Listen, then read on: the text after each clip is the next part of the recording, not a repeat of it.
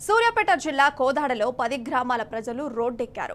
కట్టకొమ్ముగూడెం జాతీయ రహదారిపై under pass నిర్మించాలని నిరసనకు దిగారు. సుమారు 10 గ్రామాలకు అండర్ పాస్ నిర్మాణం లేక వందల సంఖ్యలో ప్రాణాలు పోతున్నా ప్రభుత్వం పట్టించుకోవడం లేదని ఆవేదన వ్యక్తం చేశారు.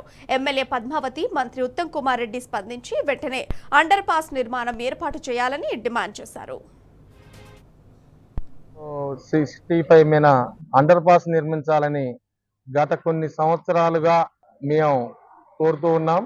ఆల్రెడీ మొన్న శాంక్షన్ అయిందని గౌరవ ఎమ్మెల్యే గారు, మంత్రి గారు ఆల్రెడీ చెప్పినారు. మేము కూడా సంతోషపడినాం. తీరా చూసేసరికి అది నల్లమండగూడెం దగ్గర రామాపురం అని, ఇదో మాది రామాపురం అని వాళ్ళు జాతీయ రహదారులు 2 డబల్ పడదని చెప్పి తీసేసిరని ఈ మధ్య మా దృష్టికి వచ్చింది.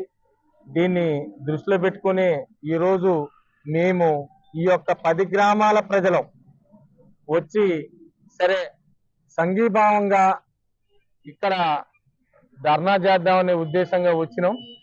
సరే మాకు కొన్ని వందల మంది ఈ రహదారి మీద యాక్సిడెంట్ అయి చనిపోయడం జరిగింది. దీన్ని దృష్టిలో పెట్టుకొని కేంద్ర రహదారుల మంత్రి గారికి, గౌరవ ముఖ్యమంత్రి వర్యులు గారికి, గౌరవ రహదారుల శాఖ కోమరెడ్డి వెంకరెడ్డి గారికి, మా గౌరవ మంత్రివర్యులు ఉత్తమ్ కుమార్ రెడ్డి గారికి, మా గౌరవ ఎమ్మెల్యే గారు పద్మావతి రెడ్డి గారికి, మా 10 గ్రామాల ప్రజలందరి తరపున వేడుకుంటున్నాం. మేడం, మీరు దీన్ని ఏ రకంగానైనా అండర్ పాస్ నిర్మించాలి. ఇప్పటికీ వందల మంది చనిపోయారు. ఇంకా భవిష్యత్తులో ఇలాంటివి జరగకుండా ఉండాలంటే మాకు ప్రాణ రక్షణ ఖచ్చితంగా అండర్ పాస్ నిర్మిస్తేనే తప్ప ఏ నైట్ ఏ టైం ఎవరు ఏ టైంలో ఏమైద్దని బిక్కు అనుకుంటా ఊళ్ళకి చేరాల్సిన పరిస్థితి.